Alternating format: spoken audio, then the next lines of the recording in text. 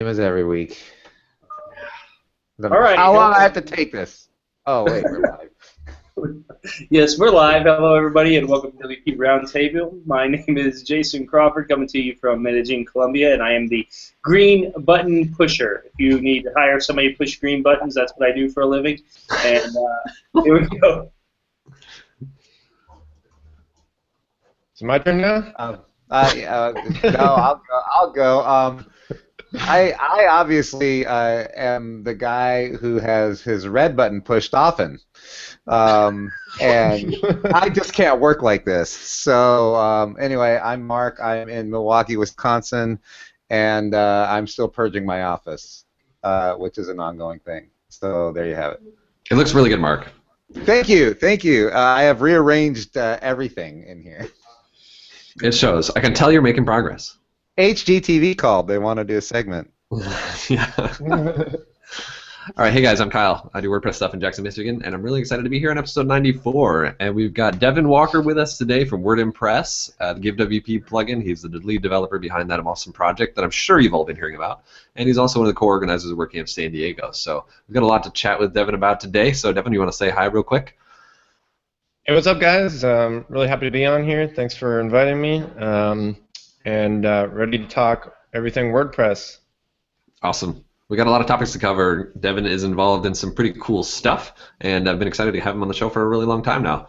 So, before we get into asking questions all about Devin and learning what he does and what's on his horizon, we are going to cover our quick picks of the week. So, my quick pick, I dropped the link already on the event page. It's a link, so one of the biggest news that is out right now is lead developer of WordPress 4. Oh gosh, was it 3 or 2? Drew James, former 10up employee, is now a former 10up employee. Yeah, with WordPress 4.2. Drew James was a full-time core developer on the employee of 10up, but is now working for Pippin over at Affiliate WP and Easy Digital Downloads. So this is a pretty cool big step for Drew. He's a very important person in the community. I'm going to get him on the show, just you wait, and we'll talk about this and many other things, but he's a super cool guy, super important person in the community, has done a lot for us in the software, and now he has a new employer. He's going to help Pippin, whose team is rapidly expanding, do some pretty cool stuff. So check out the awesome post that he wrote about that, and that's my pick. Sweet. All right, I'll jump in. I have no idea. I probably should have looked how long ago we had Gamesdahlman on the show with HappyJoe.org, his nonprofit organization to help educate veterans in internet things, design, development, whatever. The nonprofit side has gone down the drain. They are moving forward with an effort to go into a for-profit phase, but the nonprofit organization is completely shut down, and I have a link to the article explaining it where he goes into some of the difficulties that he was having with financing and running the organization, and some of the challenges that occurred that pushed the organization more into a for-profit operation rather than nonprofit. And I will share that link as soon as I get a chance here. Thanks, Jason. Excuse me. And I'm coughing all of a sudden. So my pick is GiveWP, which is kind of an obvious pick because we have Devin on. But the main reason I picked it is because I have personal experience with it, and I'm a huge raving fan of this product. I use it on my own personal website to raise a bunch of money for some kids and a homeless family, and I can't speak highly enough about this, and I'm thrilled to be having Devin on the show. Because their GiveWP plugin was such a tremendously great tool for me to use for raising some money, and I hope that we get to talk about it a bit today. Devin, you have something to share with us? I'm going to do the same quick pick. Really excited to be on the show. I don't have anything really specific like that, although WordCamp Atlanta is coming up, so if you guys aren't aware of that, you can follow the tweets, and I think they're doing live broadcasts. Does anybody know if they are or not? Live feed?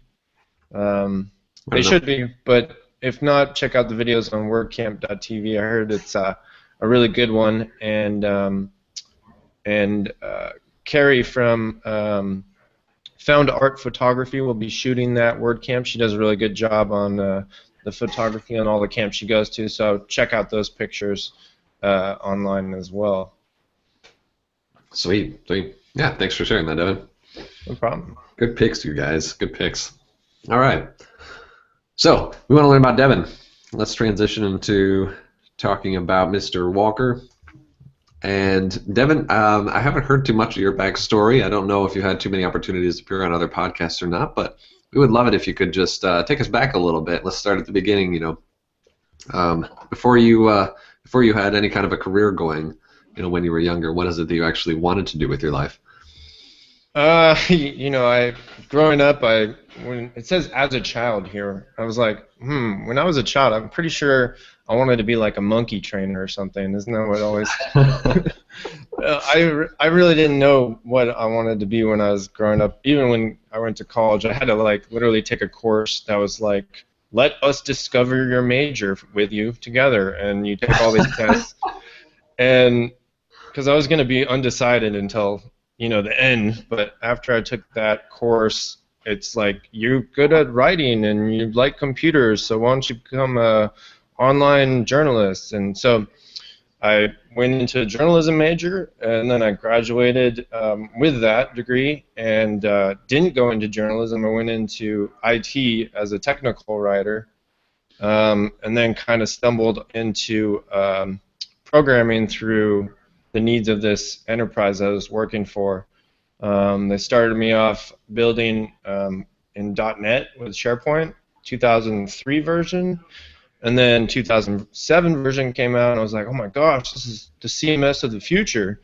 And it really is, it's a very terrible mess to try to wrap your head around that. So I learned quite a bit about how CMSs shouldn't work. Sorry for all the SharePoint fans listening right now. We do have a lot of them. Yeah, right. But then after that, I went over and I played around with Flash for a little while, and then saw the writing on the wall there, and then stumbled into Joomla. Actually went to Mambo before Joomla, and then realized that was just a predecessor for WordPress. And then around 2008, I think I installed my first WordPress site. It was before CPTs came out. I think it was like version 2.6 or 2.7 or something like that, which is kind of late compared to a lot of folks. And then never turned back after that. I left the enterprise, went working for an agency here in San Diego. They were doing nothing but WordPress stuff, so I just built a lot of custom themes for a long time, a lot of client sites. Went from there to doing freelancing for 3 years, and realized that I could start building products in the form of plugins, and dabbled in themes a little bit, but then kind of just hashed out my programming skills on my own, broke enough stuff, fixed enough stuff, and then and here we are today. That's the short end of the story. Pretty short version. So, what kind of things specifically were you cutting your teeth on when you were learning development, particularly web development and moving into WordPress? Were you freelancing, or were your employer requiring you to do stuff? Yeah, it was the employer kind of, or the client, giving me a certain set of expectations, whether it's a write-up, a spec, or an entire site build, and then devising solutions based off of that. A lot of them were a bit tricky at the time because we didn't have a lot of the features we have now in WordPress. A lot of them were e-commerce based, and so WooCommerce wasn't really fully fleshed out by then. You had some themes that were doing custom e-commerce built into the theme. I remember one specifically called Furniture Store. It was on Themeforest. It was really popular at the time, and we hacked that thing so much apart just to get it to work how we wanted to. So, doing all that and overcoming some of these obstacles really teaches you a lot, and how to, think critically about different solutions, and then kind of put into place something that works. Awesome. We've got a question from the audience, actually. Oh, wow. Yeah. How do I see those? Well, they're coming in.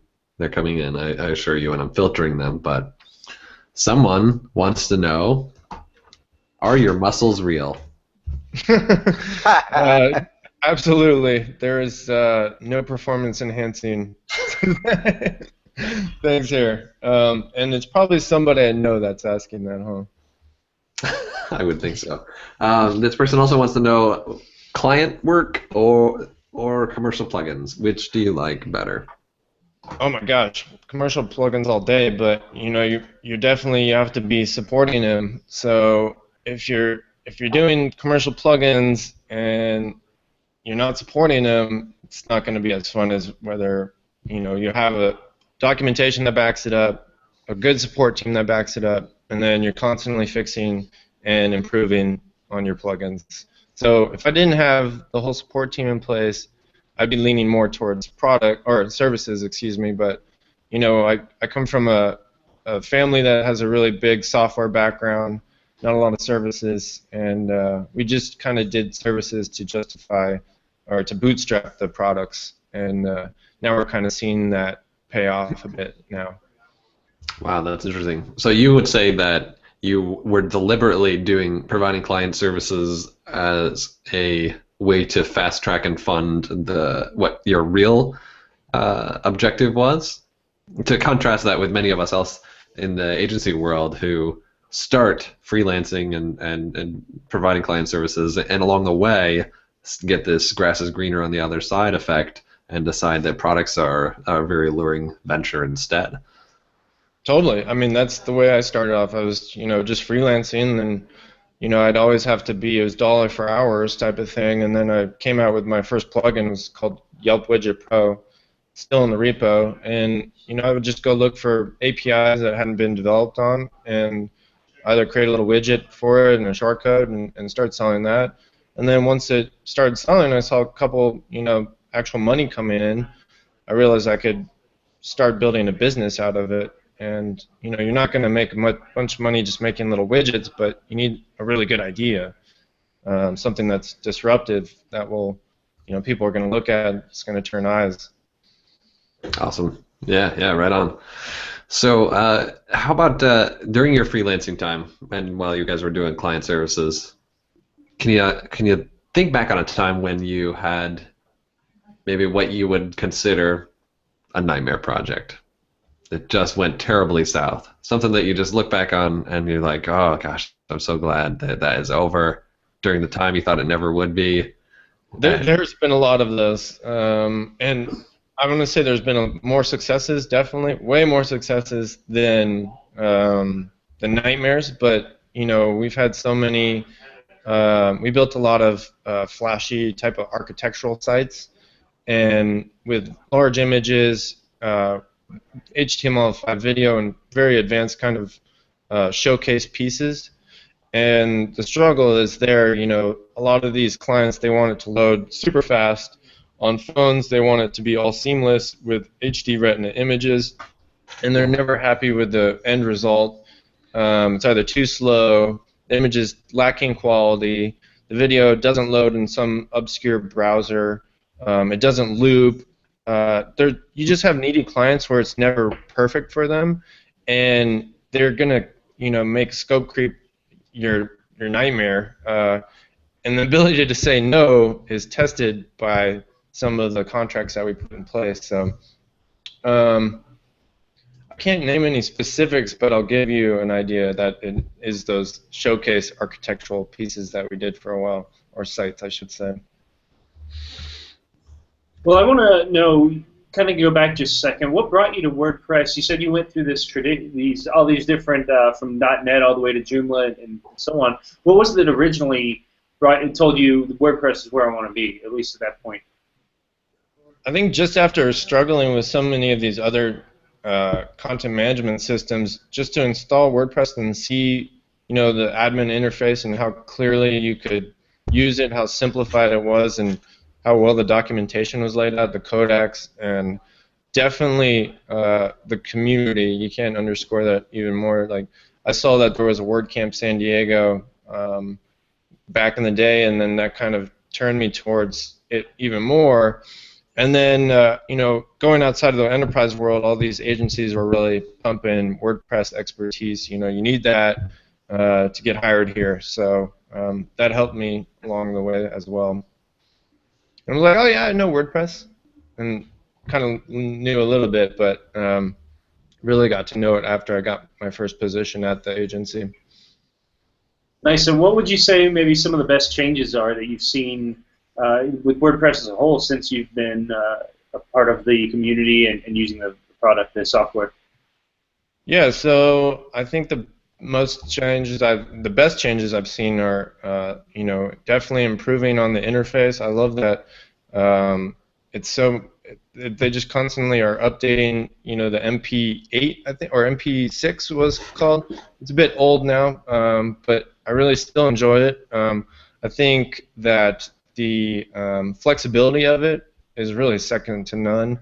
I'd like to see, you know, a little bit more of that JavaScript backend that we hopefully are going to in the future. And some of the challenges with the hosting are a bit unflexible right now, but I think really what turned to me was, you know, the clarity of the documentation, how easily I could just pick it up and do something with it. Whereas if you're with something like SharePoint, there's a million different things that can go wrong, and to find your way out of those problems isn't as simple as like asking a community member or searching in the codex or searching in Stack Overflow. It's like literally you have to go to like Microsoft MVPs and ask these guys what the problem is, and there's some obscure .NET situation that nobody's ever heard of that, you know, is spitting out some error code that is very cryptic, and it's all different than we're used to on the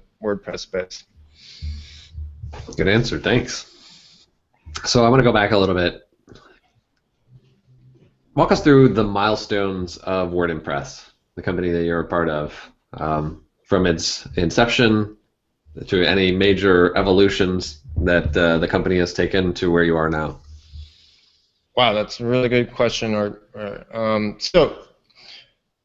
First milestone was release the first product in 2013 called Yelp Widget Pro. Kind of put together the site. Back then it was WordImpress.com. I didn't have the WordImpress domain, so I guess that's the second milestone. I actually bought that and then built out the brand, got the logo designed, and actually put something together that was a brand. You know, I didn't really know what I was doing when I first started. I had a little WordPress logo in my branding, and then somebody's like, "You can't put the WordPress logo in your brand." I was like, "Oh yeah, I knew that." So I totally rebranded it. I felt pretty stupid for doing that, but I mean, you see everybody making that mistake still today. Well, not everybody, but some folks. Definitely the third milestone would be reaching an agreement with my partner at the agency to kind of purchase out some of my ownership of it for some cash infusions, which really made us kind of have a lot more leeway. We could hire somebody to help us, which comes to hiring Matt Cromwell. He's really been a pivotal part of us growing, and really couldn't have gotten here without him. I can't speak highly enough about that. You know, so without us being able to make that happen, who knows where we would have been at today. And then he's not an employee anymore; he's a partner. So, so that was kind of the third milestone. And then finally, you know, we have our quick checkout plugin, which was a great WooCommerce extension, which is pretty successful for us. But nothing like Give has been. Give's been really the main flagpole for us, or tentpole, to take us to the next level. And we sat down, Matt and I, in 2014 at WordCamp San Francisco, and we kind of hashed out this idea together based off some of the needs we saw building client sites and things like that, and really deciding to go forward with that, how we would go forward with that, how the branding came together, and how everything was executed really was the main highlight that I can think of for our company in the history that we've been in business. So you got WordImpress going. I actually have a couple questions. One is, how is the division of labor between you and Matt? And then secondly, you came up with this idea of the Give plugin. What would you say your biggest headaches were? And they're not related to two questions, but they're on my mind right now. What were your biggest headaches with getting the Give plugin out there? Yeah, sure. So the biggest headache, I think, was kind of deciding how to execute on building it. You know, did we want to?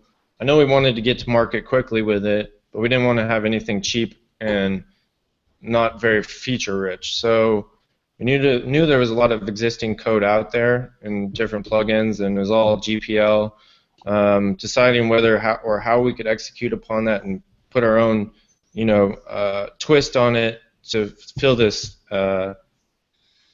donation space really was a hard decision, and we decided to move forward by forking several different plugins, mainly with the backbone of EDD, and then also building a lot of our own functionality in it. And we didn't know how the community would kind of accept that at first. There's been some issues in the past with past plugins doing types of things like that, but we're not playing in the same playground as a lot of these leading plugins that we're using code from. And of course, it wasn't 100% forked at all. So we want to be very open with all these people too. So that was kind of one of the biggest challenges, and then making that happen in a 6 months time span from conception to release was a challenge as well, because we have a lot of other stuff going on in our business, and to build such a big project took a lot of time. What was the first question again? Sorry. Oh, actually, just to follow up, were you expecting it to become as big as it did, as quickly as it did? It seemed like it, once you finally got it out there, it seemed like it gained popularity pretty quickly. Were you expecting that? No, not at all, really. I don't think we were staying pretty humble. My one partner, he likes to think a little more pie in the sky than I do. Mm-hmm. I'm pretty pessimistic with my thinking, so I thought it would be pretty popular, but I didn't have any idea it would have kind of some of the effect that it has had on the community, and it's really a project that makes me proud of, because it's really helping people, and it's helping further a lot of different causes, and to see stories like yours, Mark, and stories like everybody from somebody battling a brain tumor to somebody who wants to go on a world ski tour, professional ski tour for I think it's just great, and that's why I come to work every day. Before, I was like, okay, I'm building a Yelp widget. Well, this isn't really helping anybody. It's like, now we can do some good, and I think that's really appealing to me, to all of us, really. That's awesome. And so, how does the division of labor between you and Matt, and I know you have some other people there too, are you? I know that you do most of the development work. Is that correct? Yeah, I do. On Give, I do most of the development work, and on most of the add-ons. Hopefully changing that in the future, with some additional dev hires. But we do utilize a lot of contractors for our work. A couple really decent WooCommerce developers that came to us based out of India are doing some good work for us. South America has actually had some really good development on it. In Brazil, several developers have sent us add-ons and pull requests with some great features, and so I'm really in charge of the development of the platform and all our plugins, and Matt's in charge of support and community outreach and a lot of different other things as well that falls under that umbrella, but those are kind of his two main roles.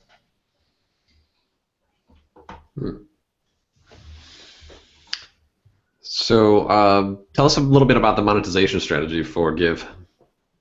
Sure, yeah, so it's a free core. Anybody can download it on WordPress.org. And then we have an add-on based model. So some of our most popular add-ons are like the Stripe payment gateway. If you want to accept credit cards on your site, and you wanted to use PayPal, you would use an add-on gateway for that. And one of our most popular add-ons is called recurring donations. So if you want to accept donations on a subscription basis, you would need an add-on for that. But we find that for a lot of people, the core of the plugin is very robust and flexible. It's when you want to take it to that next step that you'll need an add-on, and that's where we make our money from. Not from any commissions that we're taking based on their donations, nothing like that. And that's kind of been appealing to some folks who are used to GoFundMe and Kickstarter taking up to 10% of it. So what kind of payments would somebody expect to be able to accept with just the basic core functionality? You're going to get offline donations, which is popular with some of the churches and other organizations out there who like to accept checks still, and then you're going to get PayPal Standard out of the box.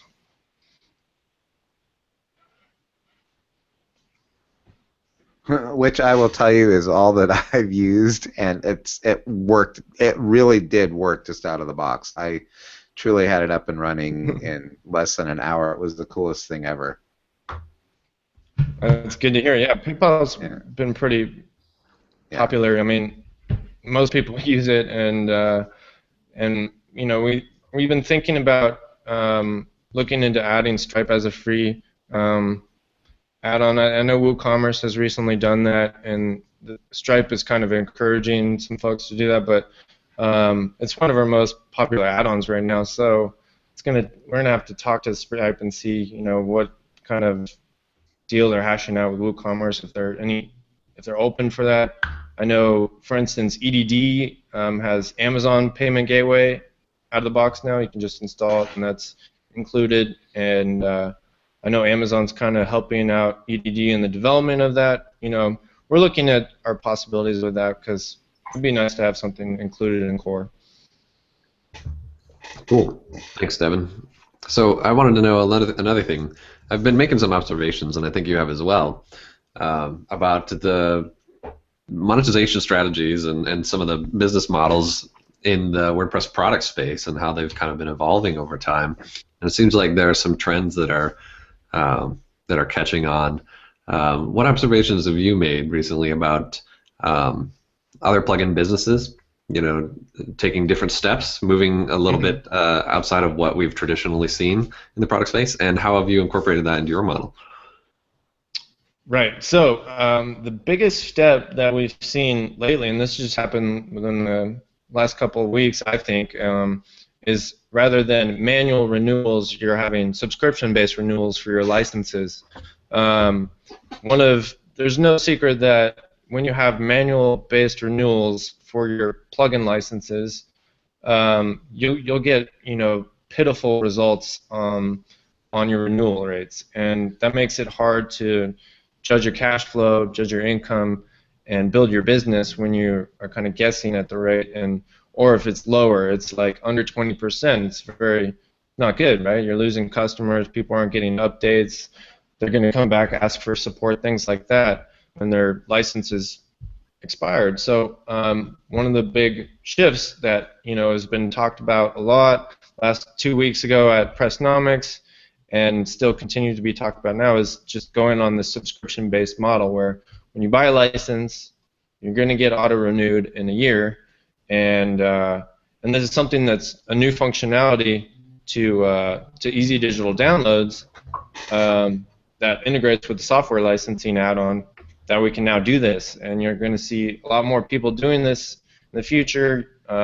Some people are going to are already doing it. I think Affiliate WP has been among the first to do that, and others have done. I think our post status subscription just got renewed the other day automatically, and I don't think it's a bad thing either. I think it's great. And from Pressnomics, I've heard that rather than under 20% renewal rate, people are seeing upwards of 60% renewal rates now, even higher than that maybe. So that's that's a lot more money coming in, whereas you could be just leaving it on the table. Absolutely right. What do you think about the license key system? Do you see that changing in the future? Yes, I really do see it changing. I think there needs to be a better way, rather than copying and pasting your license keys from your email into a settings tab where you never know the settings is. It's confusing where to find the license key input. Sometimes communicating with the server is difficult on local hosts for some folks.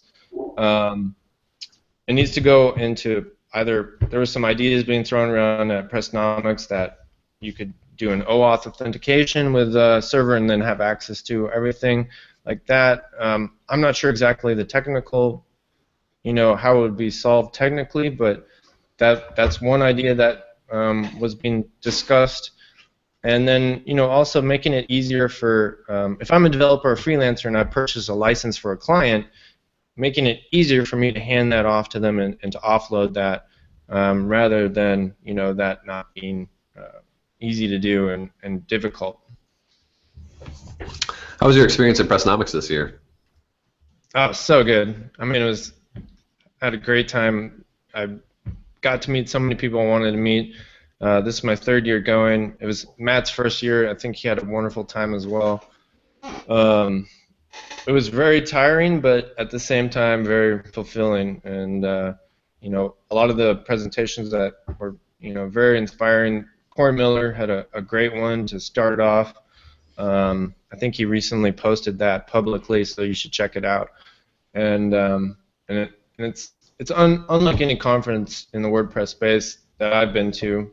That's why we keep going back. You guys were there, right? It is an experience not like any others that I've had at conferences. So it's quite a blessing to get to go there and hang out with you guys. It's been a long time talking with Matt when we were there, and we had a really nice experience. So that was great. You probably will plan on attending Pressnomics 5? Yeah, definitely. I mean, we're right here in San Diego. It's a quick 45-minute flight over there. Past 2 years I drove, which was not as easy, and going back was even more difficult, but not this year. We flew this year, it was a lot easier. How many times have you gone, Kyle? This was my first. Oh, nice. So what did you think about it? Oh, I thought it was a great time. I thought there was a lot about it that made it different than other events that I've attended. I mean, for one, I really enjoyed the fact that there wasn't really anyone there at the event who isn't all in. Like, everyone there is doing this. This is their life. And that was kind of cool. I love going to WordCamps and other events where there are beginners and people exploring and people from other industries trying to make connections. It was special to be at this event and know that everyone here is really, really dedicated and running real businesses based on WordPress, and we all have a lot in common. And so all the who's who was there, and it was really great to meet people that I wanted to meet. I wasn't there. Like I said. And I was even waiting for that.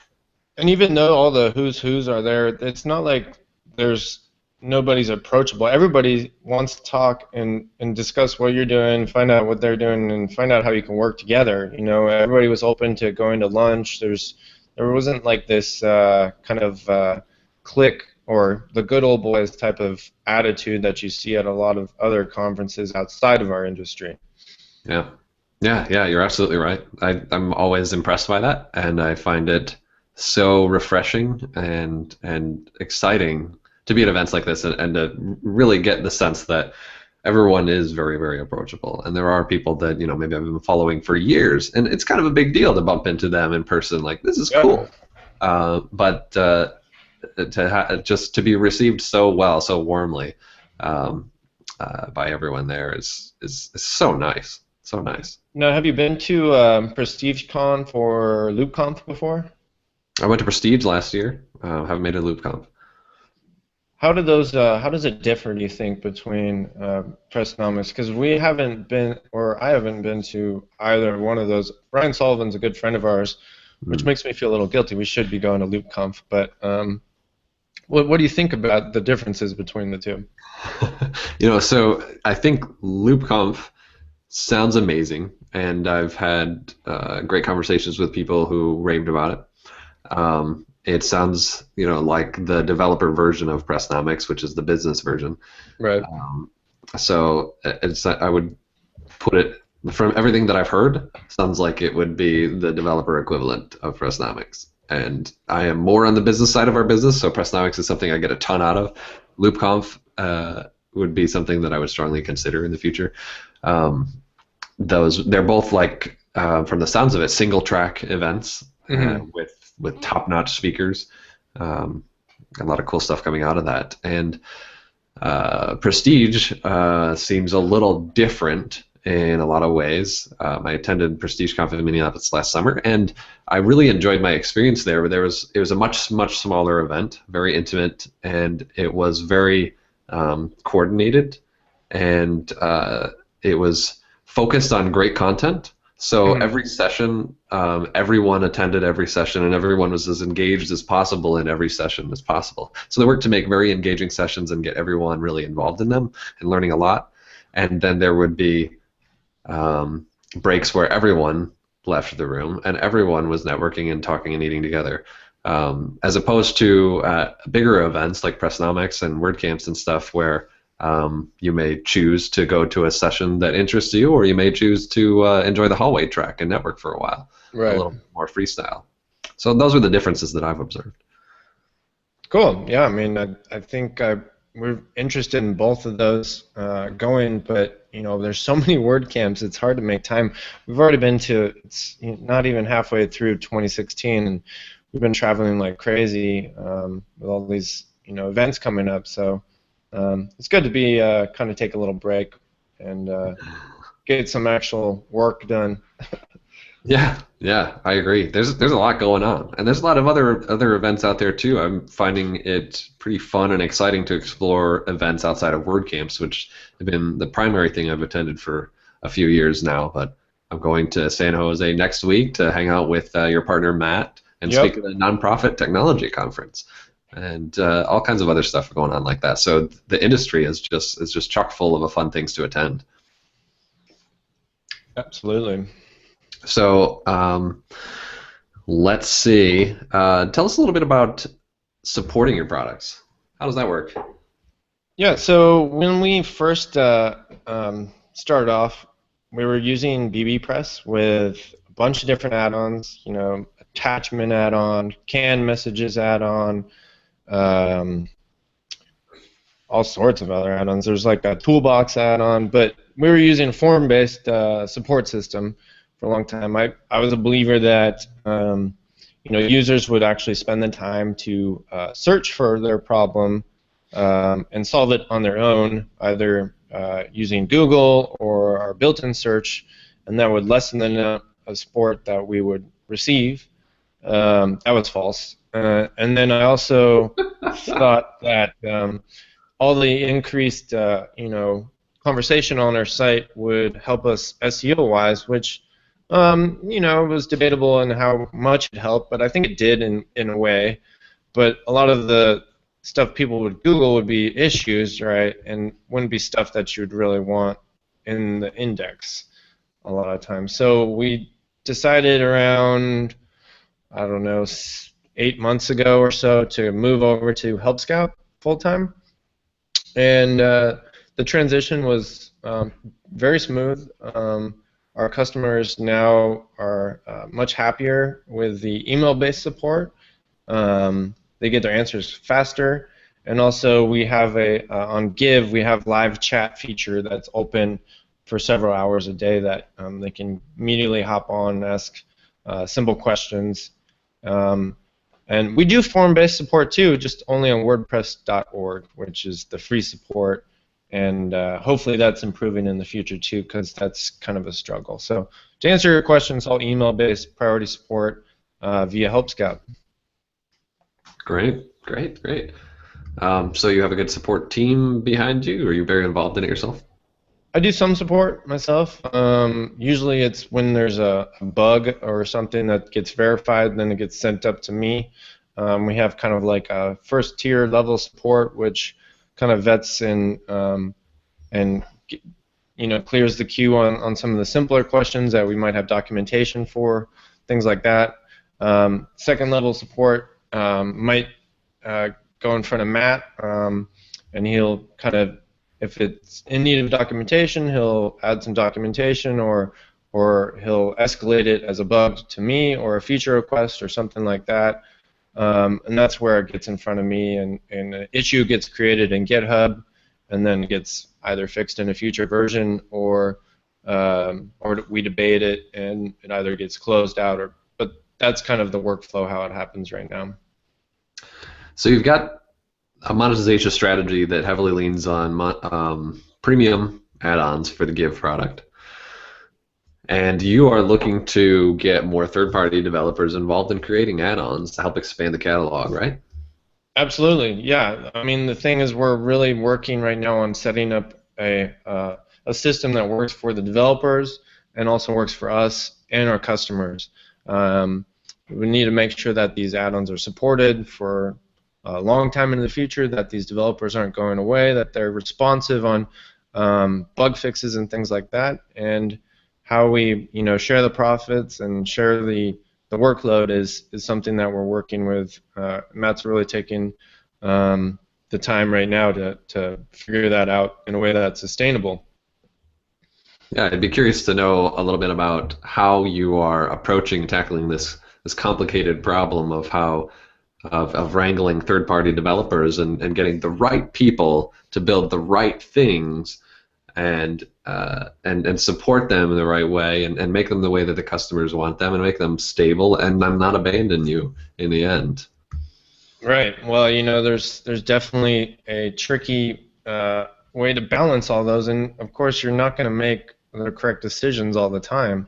I think one of the first things we've been doing is inviting interested developers into our Slack channel, and then having conversations based on what their ideas are, what they're looking to achieve, and then and that's kind of where it's gone from right now.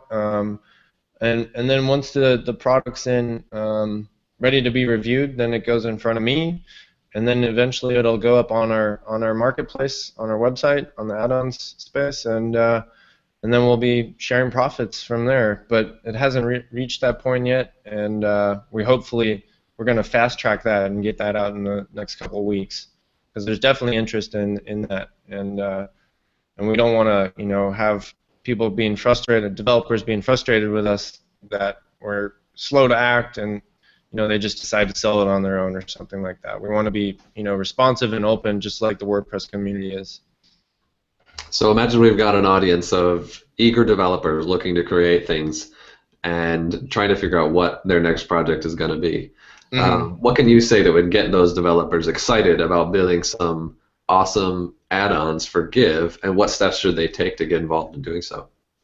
Definitely reach out to us on our website and look at our coming soon section to see what people are voting up as the most wanted add-ons. Again, some of the ones at the top we already have started internally. That's where we need to have that outreach with these folks. But there's so many different payment gateways. I didn't even know there was this many payment gateways before we developed this add-on. But there's countless gateways that can be developed for us, and all sorts of different integrations that we haven't even begun to build out.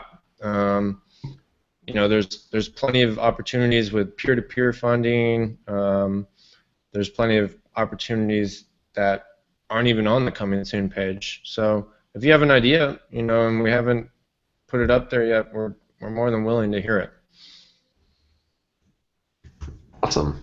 That's pretty exciting. And so Give seems to be currently a small but rapidly growing and expanding marketplace per se. And so for those eager developers looking for new projects, it could be a very appealing platform to build on. Definitely, and the theme authors out there as well. I mean, if you're building a nonprofit theme or you're building anything for churches and things like that, we encourage you to use Give as the donation portion of that that theme, and we've already seen a lot of different folks do that and release them on Themeforest. ThemeFuse is a very reputable theme company that I believe is based out of Romania.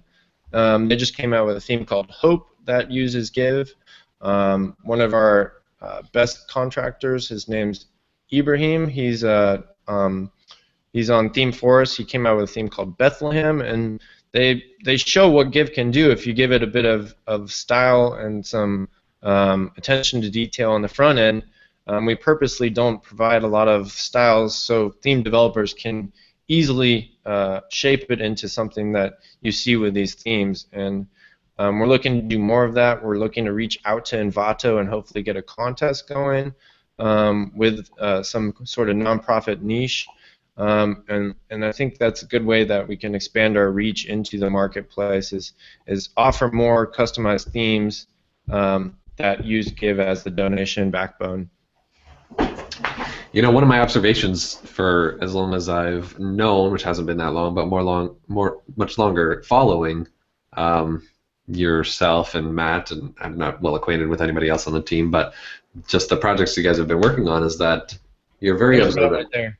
Oh. Say hi, Matt. Yo! Hey, Matt. Working hard. I can tell. I just had to give him a shout out. He's right there. That's awesome.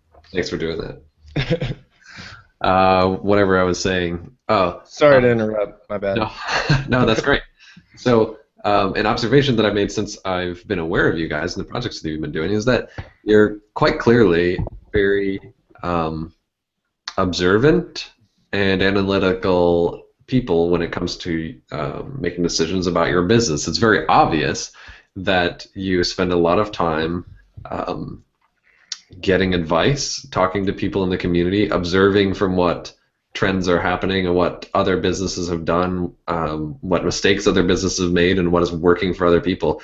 It's just from an outsider's perspective, it looks like the guys at WordImpress are not operating in isolation, but are paying close attention to what's going on and making really good decisions. So, wow, that's awesome. That's probably the best compliment I've heard in a long time. Well, that's just been my impression. Well, we have a third partner here. His name's Jason Crawford, and he's really the analytics, marketing, analyze the whole industry as a whole and disseminate some of the feedback that Matt can give us from what the community is thinking. And we do pride ourselves on being very analytical with the thinking, with our cash flow, with how we want to grow through the next 12 months to 5 years even, where we're going in the future. And that's something you do see it in some of the top companies in WordPress selling products, but some of the folks starting off, and I was guilty of this too, we're just shooting from the hip, they're just looking for products, and they spread themselves so thin that they can never build something truly great. Sorry, we work downtown, there's a lot of speeding traffic and stuff. But yeah, and I think that's one of the biggest mistakes is, if people are spread too thin, they can never create something that's truly sustainable and lastable. You hear it growing up when you're playing sports and you want to play all the different sports, but your parents tell you, you have to choose one. You're never being really good at something unless you choose one and stick to it. And that's kind of something I think that is not really thought of as much in the WordPress space, which we pride ourselves in that. So when your parents told you that, what sport did you pick? Oh man, I still played too many sports. I tried to play golf as much as I could, but I played basketball and some different other sports, and then hurt myself too many times. And now that I'm 31 almost, I can kind of feel my knees giving out a little bit, but I still got some in me. Great. So, given that you guys pay a lot of attention to what's going on and where things are going, tell us what you think the future holds. Put your ear to the ground or your peer to your crystal ball. The future of business in the WordPress industry. What do you expect to happen? I think you're going to see a lot more people continuing to go SaaS-based with their products. We do a weekly roundup of new plugins in the repo on our blog. It's called the Shiny New Toys, and I think Matt's article from last week, like almost all of them were all SaaS-based WordPress products that were plugins. Yeah, that's right. I remember. Yeah, that's right. And I'm not saying that's a bad thing at all. I think it's a great thing. You can have more control over your code base. I think one of the most popular plugins or successful ones is called CoSchedule. You know, they have an enormous reach in WordPress and outside of reach because they can offer that solution. Opt-in Monster is another good example of a plugin that actually was just a plugin, and they merged into a SaaS-based platform. I'm not sure how smooth that went, but they did, and they pulled it off, and they're very, very successful. And that Syed is one of the top folks that comes around to these conferences. And I think you're going to see that even more in the future. More established plugins going from a plugin to a SaaS model. I think Stream was an example of another one that did that.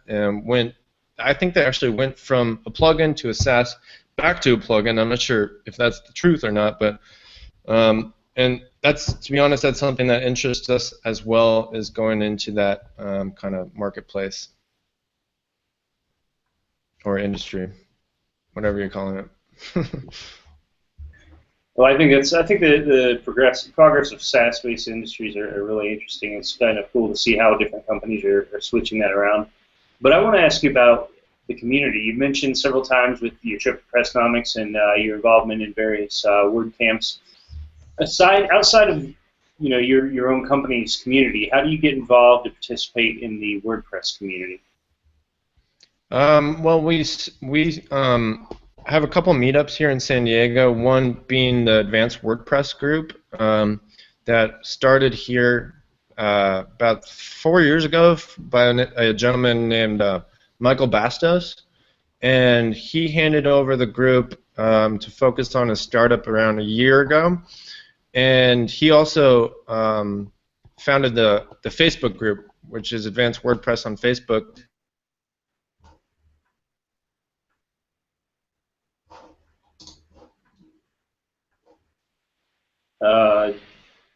No? I think Devin, you got muted somehow.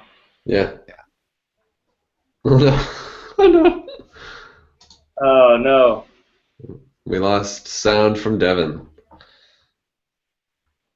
Let's see. No, sound is gone. Nope, I can't override it. There's nothing on our side. All right. Can you hear us, Devin? Nod. Yeah. Okay. Doggone. Well, You were saying something that was really cool. he's talking about the Advanced WordPress group. Yeah, the Advanced WordPress Facebook group. You think I can read his lips? Is anybody good at that? Yeah, you could use sign language, Devin. That would be great.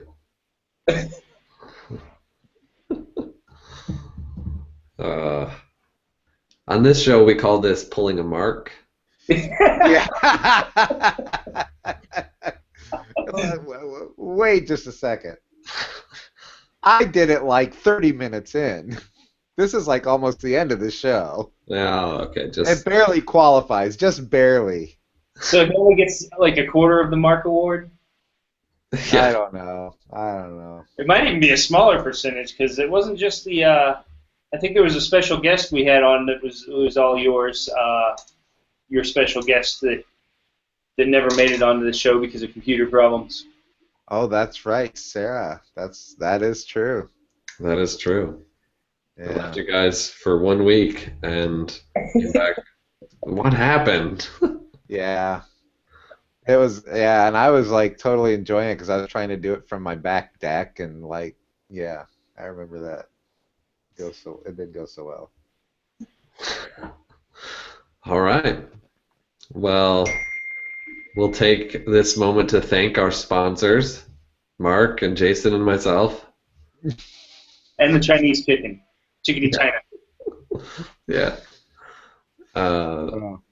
Thanks, Devin.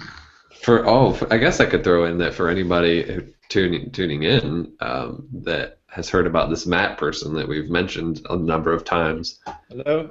Oh, hey Devin. Sorry, guys.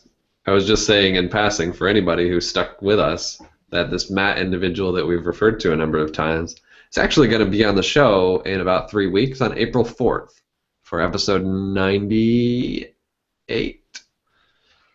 So we'll learn more about him then. Cool. Well, I really appreciate you guys having me on the show. Sorry about the issues with the microphone, but I think I, talked enough to keep some folks entertained for at least a couple minutes, I hope. But yeah, I was saying, advanced Facebook. We still have another hour to go. Yeah, right. No, but if you're not on Advanced WordPress on Facebook, join that community. That's a lot of the wrangling or community, organizing. Our 5%, more like 25% that we give back to the community is within that group in our meetup. So definitely check out Advanced WordPress on Facebook. That's pretty good. Good plug. So we got just our final wrap-up questions here, Devin, if you don't mind, real quick. Yep. One we want to know. We talked a little bit about some cool events. What's on your calendar for 2016 where people might bump into you in person? Anything? Definitely come out to WordCamp San Diego. It's going to be a great time. Lots of good WordPress folks and great weather and food. Awesome. All right, you talked me into it. I'm going. Me too. Also, tons of great presenters, speakers, Pippin Williamson, Tom McFarlane, Chris Lemma. Some really top names are going to be here, so come check it out. I'm pretty excited about it. A guy named Kyle is going to be there. Yeah. I heard. But don't go to his session. What are the names of some individuals you recommend we get on the show in the future? Matt Cromwell. You already said you're going to get him on the show. Carrie Dills. Did you get Carrie on here? Yeah, she was on last year. Oh, man. How about... do you know Jason Rosenbaum? No. He's the CFO of Crowd Favorite. He's a really great guy, and he's going to give a business talk at WordCamp San Diego. I'm not sure if he knows how to log into WordPress, but he knows how to balance all sorts of crazy agency books, and he's just a stand-up guy, and he lives in San Diego now, so he's kind of an unknown person in the Crowd Favorite arena, but I think some folks will be hearing more of his name in the future. That's pretty cool. That's a good recommendation. Thank you. No problem. Yeah, so at this point, we've gotten through the majority of our important questions, and our hour's pretty much up. So is there anything that we didn't get to cover that you wanted to, or anything that you want to plug before we go? Definitely, if you have a developer and you're listening and you're interested in creating something with the Give plugin, reach out to us. We're really interested in what you have and what you can offer, and helping you in any way we can do that. So that's kind of my last tidbit there. Thanks, Devin. Thanks for joining us, Devin. We really enjoyed it. Thank you, guys. I really appreciate it. Thanks, Devin. No problem.